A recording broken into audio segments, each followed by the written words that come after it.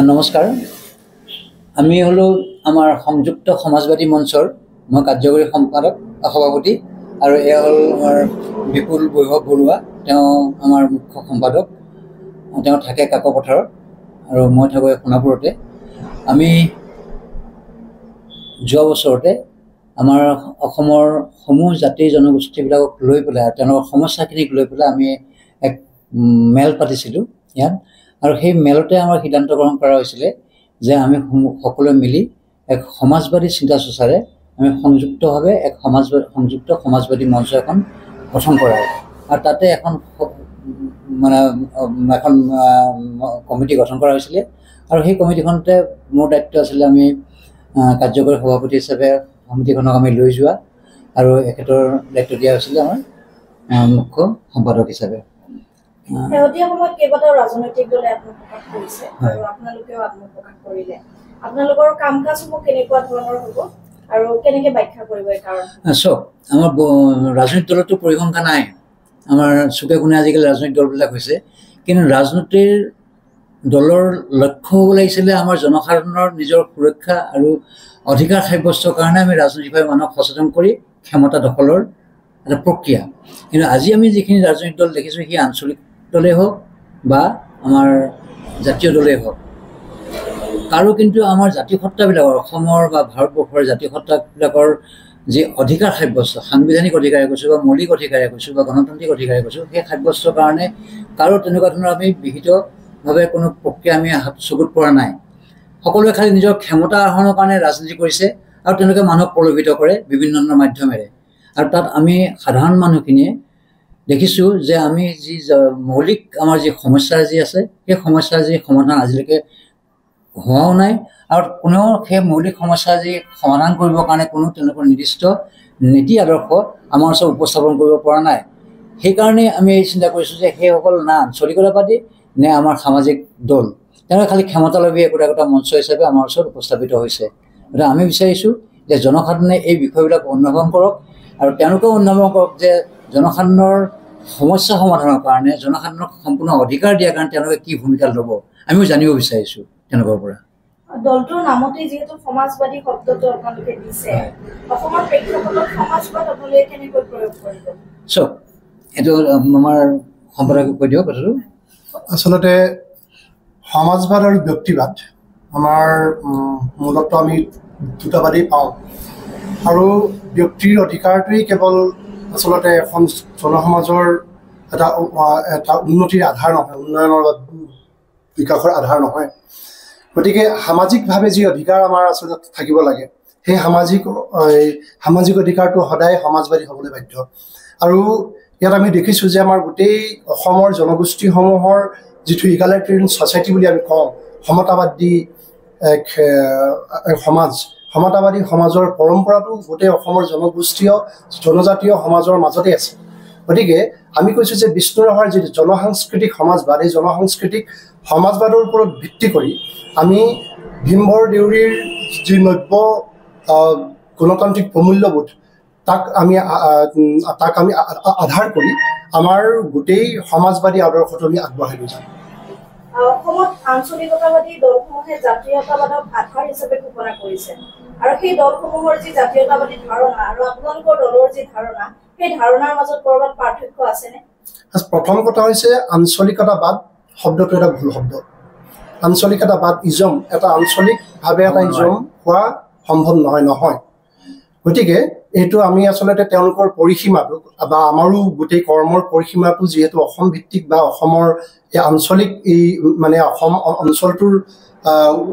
ওপৰতে আচলতে আমি ভিত্তি কৰোঁ। গতিকে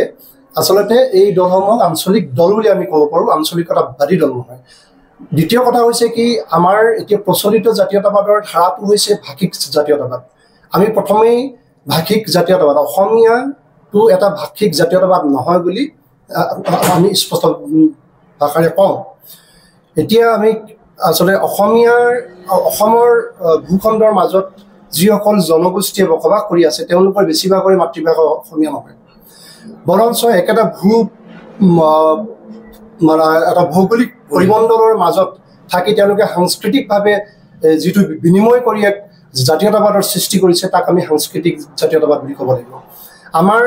এই ক্ষেত্ৰতে পাৰ্থক্য এইটোৱেই যে আমি প্ৰথম কথা হৈছে যে আধিপত্যবাদী বৰ্ণবাদী যিটো জাতীয়তাবাদী প্ৰচলিত ধাৰণা ভাষিক জাতীয়তাবাদ এই ভাষিক জাতীয়তাবাদৰ আমি পোনপটীয়াভাৱে বিৰোধিতা কৰোঁ আৰু তাৰ বিৰোধিতাৰে আমি আমাৰ এই জাতীয়তাবাদ সাংস্কৃতিক বুলি আমি আচলতে আমি মানে প্ৰতীয়মান হওঁ এই সমাজবাদী মঞ্চৰ আমি এক শ্লোগান দেখিবলৈ পাইছোঁ আপোনালোকৰ সম অধিকাৰ সমমৰ্যাদা আৰু সমবিকাশ ইয়াৰ আচলতে ভিত্তি কি চাওক আমি কৈ আছোঁ যে আমি যিটো জাতীয়তাবাদৰ কথাটো আহিছে যে আমাৰ এইটো সাংস্কৃতিক জাতীয়তাবাদ যে অসমীয়া সংস্কৃতি নিৰ্মাণ হৈছে আমাৰ অসমত থকা ক্ষুদ্ৰ পৰা ক্ষুদ্ৰতম জনগোষ্ঠীৰ লৈ পেলাই এটা আদান প্ৰদানৰ জৰিয়তে অৰ্থনৈতিক আৰু সামাজিক সাংস্কৃতিক আদান প্ৰদানৰ জৰিয়তে এটা আমাৰ জাতি গঠন হৈছিলে আমি সেইকাৰণে কৈ আছিলোঁ যে আমাৰ জাতিবিলাকৰ যিবিলাক ক্ষুদ্ৰ ক্ষুদ্ৰ জাতি আছে সকলোৰে সম অধিকাৰ প্ৰাপ্যৰেহে আমি অসমীয়া এটা জাতীয়তাবাদ আমি গঢ়িব পাৰোঁ গতিকে আমি বিচাৰিছোঁ এইটোৱেই যে আমাৰ ইয়াত অসমত বসবাস কৰি থকা প্ৰতিটো জাতি জনগোষ্ঠীৰ সম অধিকাৰ হওক নিজৰ ৰাজনৈতিক অৰ্থনৈতিক সাংস্কৃতিক সম অধিকাৰৰ জৰিয়তে এক আমি সন্মিলিতভাৱে এক আমি অসমীয়া জাতি গঠনতে আগবাঢ়িব পাৰোঁ আৰু লগতে আহিছে আমাৰ ইয়াৰ কথাটো যে আমি অসমত বসবাস কৰি থকা ক্ষুদ্ৰ বা ক্ষুদ্ৰতম জনগোষ্ঠীবিলাকৰ যেন সমমৰ্যাদাৰে অসমত জীয়াই থাকিব পাৰে কোনো এটা জনগোষ্ঠীয়ে যেন কোনো এটা জনগোষ্ঠীক আঘাত সানিব নোৱাৰে আৰু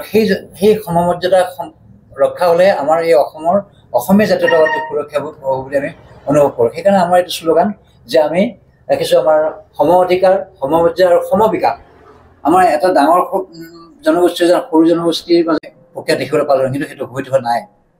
ভাৰত বুলি ক'লে আমি বহুজাতিক এখন দেশ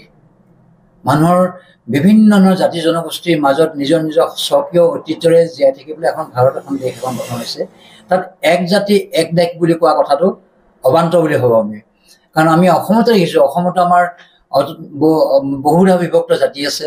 প্ৰতিটো জাতি জনগোষ্ঠীয়ে নিজস্ব সংস্কৃতি আছে আমি ভাবোঁ যে প্ৰতিটো জাতি জনগোষ্ঠীৰ নিজৰ সংস্কৃতি নিজৰ ঐতিহ্যক বজাই ৰাখিহে আমি এটা সন্মিলিত এটা ভাৰত ৰাষ্ট্ৰ গঠন কৰিব পাৰোঁ কিন্তু সেই প্ৰক্ৰিয়াটো আমি দেখা নাই তেওঁলোকৰ এটা আগ্ৰাসিত মনোভাৱৰ ভাৱেৰে বৃহৎ জাতিগোষ্ঠী এটা সৰু জাতিগোষ্ঠীক মিলি পেলাই কৈছে এক জাতি তৈয়াৰ কৰিম আৰু সেইটো তেতিয়া হৈছে আমাৰ হিন্দী বলয় আৰু হিন্দু বলয় হিন্দু বলয় আৰু হিন্দী বলয়তে আমাৰ ভাৰতীয়কৰণ কৰা নাযায় গতিকে আমি সেই এক জাতি এক দেশ বোলা কথাষাৰক আমি অস্বীকাৰ কৰোঁ আৰু তাক আমি সমাজ বিৰোধী আমি এটা মানে আঁচনি বুলি আমি গ্ৰহণ কৰোঁ এইটো কথাটো কাৰণ সাধাৰণ জনতাক উদ্দেশ্যে আপোনালোকে কি ক'ব বিচাৰে সাধাৰণ জনতাক আমি চাওক এটা আমাৰ উদ্দেশ্য এটা যে আমি শান্তিপ্ৰিয় আমাৰ শান্তি লাগে কিন্তু শান্তিৰ বাতাবৰণটো আহে সাধাৰণতে যে মানুহৰ যি অভাৱ অভিযোগ আছে মানুহৰ যি সাংস্কৃতিক জনজীৱন তাক সুৰক্ষিত কৰাৰ ক্ষেত্ৰত গতিকে আমি সাধাৰণ মানুহক আমি জনাওঁ যে এইবিলাকৰ বিচাৰ হওক তেওঁলোকে যেন সুস্থভাৱে এখন নিজৰ আদৰ্শ নিজৰ মতাদৰ্শৰে যেন মানুহক চিনাক্তকৰণ কৰক আৰু সুস্থ এখন সমাজ গঠনত তেওঁলোকে ৰাজনৈতিক চৰিত্ৰক তেওঁলোকে গঠন কৰক আমি আজি সমাজৰ প্ৰতি আমি আহ্বান সেইটোৱে জনাম কাৰণ আগন্তুক ইলেকশ্যন আহি আছে এতিয়াও যে ইলেকশ্যনত তেওঁলোকে এজন সুস্থ নেতা এজন তৈয়াৰ কৰা তেওঁলোকৰ কৰ্তব্য বুলি ভাবোঁ আমি লোভত টোপ গিলি পেলাই